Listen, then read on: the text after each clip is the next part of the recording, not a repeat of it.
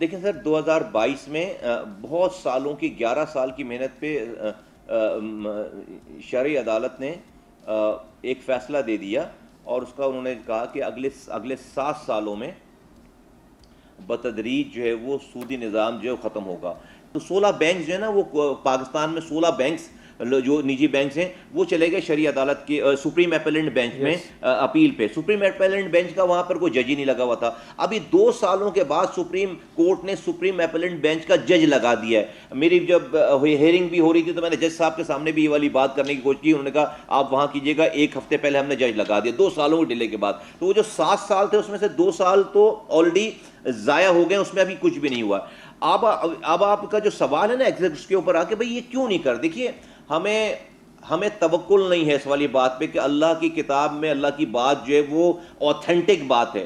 ہم سمجھتے ہیں ہم اپنے دماغ سے اللہ کو ابھی ہم بعد میں منا لیں گے, اس کے رسول کو بعد میں منا لیں گے. ابھی یہ لڑائی کی بات تو ایسی کتاب میں لکھی ہوئی ہے. دیکھیے پاکستان میں 75% لون انٹرنل لون ہے, ڈومیسٹک لون ہے, اور صرف 25% آپ کو پتا 76,000 ارب روپے 76,000 ارب روپے ہم پر جو ہے وہ قرض ہے.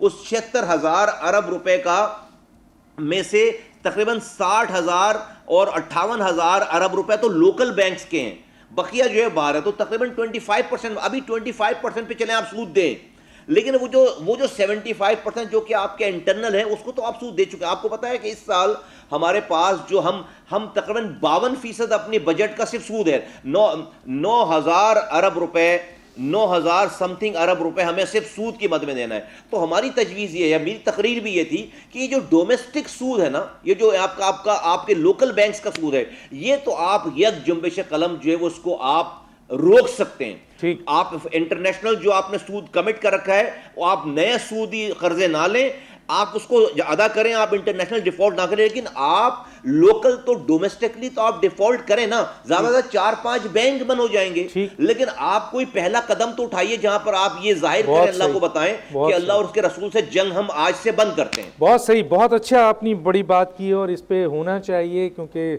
اللہ اور رسول کے ساتھ جنگ ہے تو اسلامی جمہوریت پاکستان میں معیشت کیسے استحکام میں آ سکتی ہے. سبسکرائب کریں اور بیل دبائیں تاکہ کوئی خبر رہ نہ جائے.